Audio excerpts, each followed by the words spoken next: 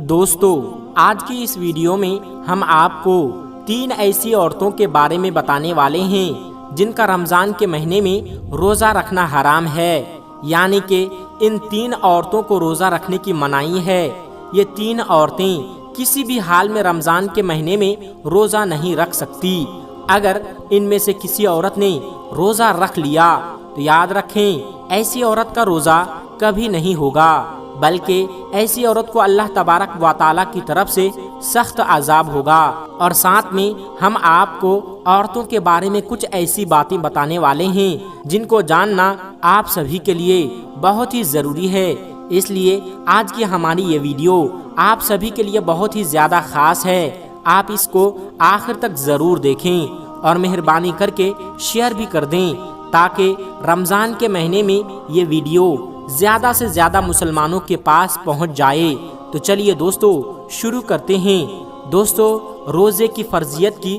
3 شرطیں ہیں: اسلام، بالغ، ہوش و حواس اور عاقل ہونا، یعنی کہ روزے ایسے تمام مسلمان مرد اور عورت پر فرض ہیں جو عاقل ہوں اور بالغ ہوں اور جو اپنے ہوش و حواس میں ہوں، یعنی کہ جو پاگل اور دیوانہ نہ ہو۔ تو ایسے تمام مسلمان عورت اور مرد پر رمضان کے روزے فرض ہیں۔ اب اس کے علاوہ روزے کی فرضیت ادا کرنے کی 2 شرطیں ہیں: پہلی صحت مند اور تندرست ہونا اور دوسری مستقیم ہونا، یعنی کہ بیمار آدمی اپنی بیماری کی حالت میں اور مسافر اپنے سفر کی حالت میں روزہ چھوڑ سکتا ہے، یعنی کہ لوگوں کو رمضان کے مہینے میں روزہ چھوڑنے کی اجازت ہے، مگر یاد رکھیے ایسے رمضان کے مہینے میں روزہ رکھنا چاہیے تو رکھ سکتے ہیں، ان کا روزہ قبول ہو جائے گا، لیکن اگر نہ رکھے تو کوئی گناہ بھی نہیں ہوگا۔ یہ بعد میں روزوں کی قضا کر سکتے ہیں،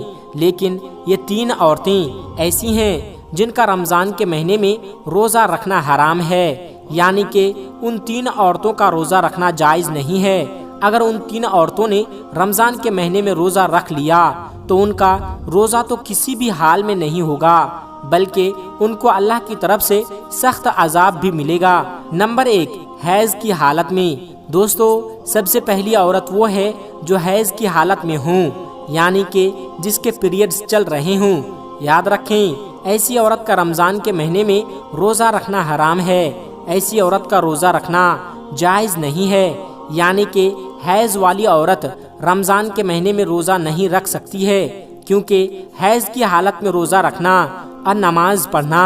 حرام اور ناجائز ہے۔ مگر ایسی عورتیں یاد رکھیں کہ اس وجہ سے جو نمازیں اور روزے آپ کے چھوٹ گئے ہوں، وہ آپ کو چاہیے کہ آپ ان چھوڑے ہوئے روزوں کو بعد میں ادا کریں، یعنی کہ جب آپ پاک صاف ہو جائیں تو چھوڑے ہوئے روزوں کو بعد میں پورا کریں۔ لیکن حیض والی عورت کو چاہیے وہ رمضان کے مہینے میں بھول کر بھی روزہ نہ رکھیں۔ اگر کوئی عورت حیض کی حالت میں روزہ رکھ لیتی ہے تو یاد رکھیں اس کا روزہ قبول نہیں ہوگا، بلکہ ایسی عورت کو اللہ تبارک و تعالیٰ کی طرف سے سخت عذاب ہوگا۔ اس کے علاوہ ایسی عورتیں بھی یاد رکھیں کہ اگر کسی عورت نے سحری کر کے روزہ رکھ لیا ہو مگر بعد میں اس کو دن میں ایسا ہوا کہ اس کے حیض شروع ہو چکا ہے، اس کے پیریڈ شروع ہو چکا ہے، تو یاد رکھیں ایسی عورت کا بھی روزہ نہیں ہوگا۔ اس کو چاہیے کہ بعد میں وہ پاک صاف ہو جائے تو اس کی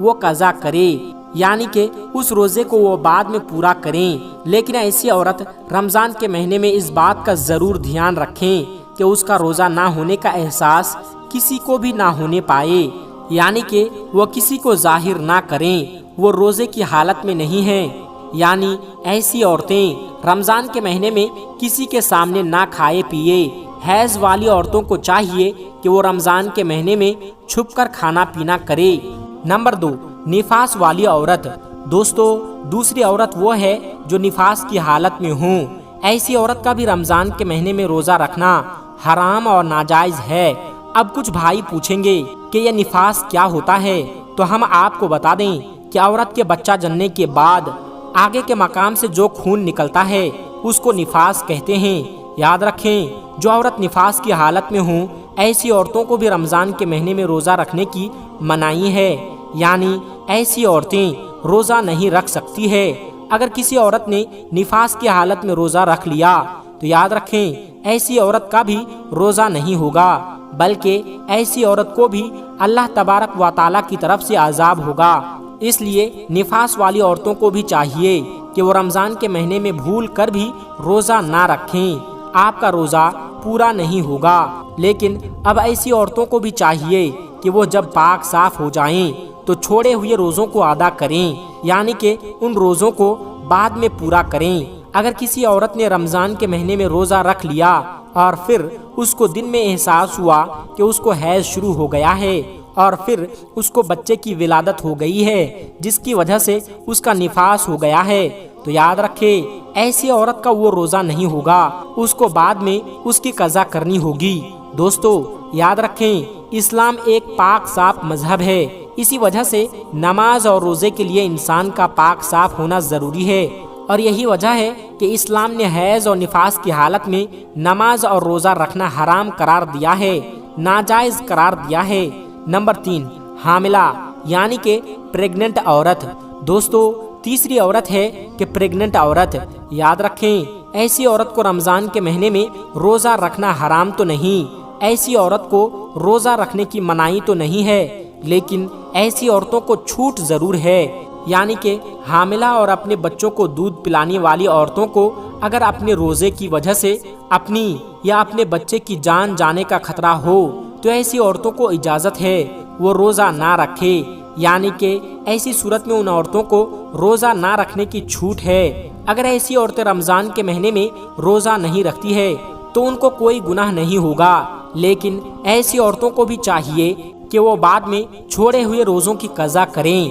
یعنی کہ وہ بعد میں ان روزوں کو پورا کریں۔ لیکن یہاں پر اس بات کا ضرور دھیان رکھیں کہ حاملہ عورتوں کے لیے حیض اور نفاس والی عورتوں کی طرح ایسا حکم نہیں ہے کہ وہ روزہ نہیں رکھ سکتی ہے۔ حاملہ عورتوں کو روزہ رکھنا حرام اور ناجائز نہیں ہے۔ ایسی عورتیں اگر چاہے تو وہ رمضان کے مہینے میں روزہ رکھ سکتی ہے اور نماز بھی پڑھ سکتی ہے، ان کا نماز اور روزہ ہو جائے گا۔ اس کے علاوہ بچوں کو، دوسروں کے بچوں کو دودھ پلانے والی عورتیں بھی اگر کمزوری کی حالت میں یا پھر روزہ رکھنے کی وجہ سے اپنی یا اپنے بچے کی جان جانے کا خطرہ ہو تو یاد رکھیں ایسی عورتیں بھی رمضان کے مہینے میں روزہ چھوڑ سکتی ہے، یا پھر اگر کوئی ماہر ڈاکٹر یہ کہہ دے کہ اگر آپ نے روزہ رکھا تو خود کی یا بچے کی جان کا خطرہ ہو سکتا ہے تو اس صورت میں بچوں کو دودھ پلانے والی عورت بھی روزہ چھوڑ سکتی ہے، مگر ایسی عورت کو بھی چاہیے کہ ان کو چھوڑے ہوئے روزوں کو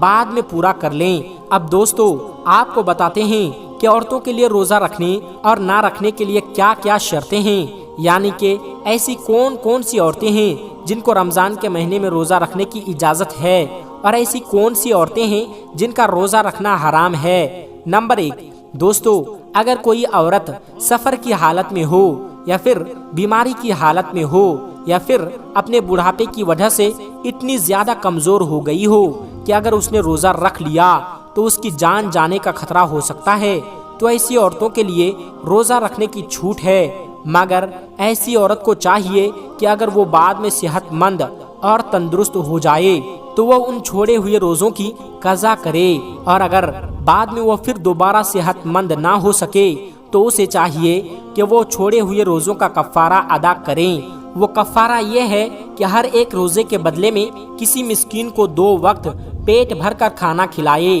نمبر 2، اگر کسی عورت کو روزے کی حالت میں سانپ نے ڈس لیا ہو اور اب اس کی جان جانے کا خطرہ بن گیا ہو تو ایسی عورتوں کو بھی حکم ہے کہ وہ اپنے روزے کو توڑ سکتی ہے، اس کا کوئی بھی گناہ نہیں ہوگا، لیکن بعد میں جب وہ صحیح ہو جائے تو اس روزے کی قضا کریں۔ نمبر 3، دوستو اگر کوئی بوڑھی اور کمزور عورت گرمی اور دھوپ کے روزے نہ رکھ سکتی ہو تو اس کو بھی کسی ماہر ڈاکٹر نے منع کر دیا ہو تو ایسی عورتوں کو چاہیے کہ وہ گرمیوں کے روزے چھوڑ دیں، ان کے بدلے میں وہ ان روزوں کو سردیوں میں رکھیں۔ نمبر 4، عورت حیض سے پورے 10 دن اور 10 رات میں فارغ ہو گئی تو اب اس کو چاہیے کہ وہ اگلے دن کا روزہ رکھیں، اور اگر کم دنوں میں پاک ہو گئی اور اگر صبح ہونے میں اتنا وقت باقی ہے کہ اس کے پاس نہا دھو کر تھوڑا وقت بچے گا تو اس کو چاہیے کہ وہ روزہ رکھ لیں۔ نمبر 5، دوستو یاد رکھیں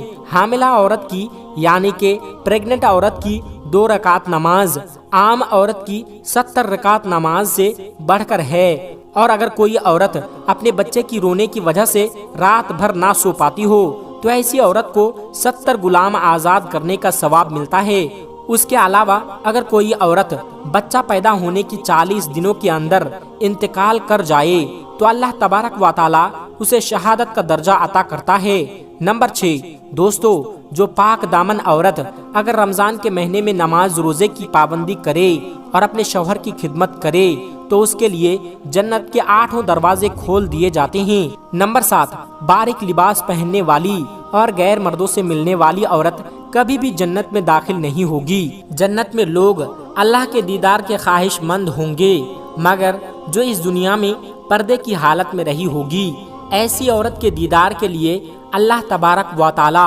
خود خواہش مند ہوگا۔ تو میرے دوستو، یہ تھی آج کی ہماری یہ ویڈیو۔ امید کرتے ہیں کہ آج کی ہماری یہ ویڈیو آپ کو ضرور پسند آئی ہوگی۔ اگر یہ ویڈیو آپ کو ذرا بھی اچھی لگی ہو تو اس ویڈیو کو ایک لائک کر کے ہمارے چینل کو سبسکرائب ضرور کر لیجئے گا۔ ملتے ہیں ایک پھر نئی ویڈیو کے ساتھ، تب تک آپ اپنا اور اپنوں کا بہت زیادہ خیال رکھیے گا۔ السلام علیکم ورحمۃ اللہ وبرکاتہ۔